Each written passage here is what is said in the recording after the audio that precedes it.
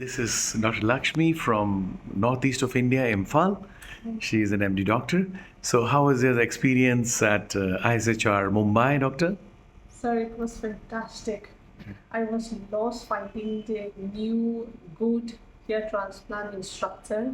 I was searching for a very long time and I found Sir Dr. Vivek. And it was fantastic. I gained lots and lots of knowledge from here and I'm very confident. And you've already done 200, 300 transplants before Yes, coming here, yes, right? sir. So you already knew the subject well. Yes. But a lot of new things how to make great protocols, both business-wise and technical, correct? Sure, sir. Okay, so all the best to you. And the best return gift would be when you send me the inauguration card of your center.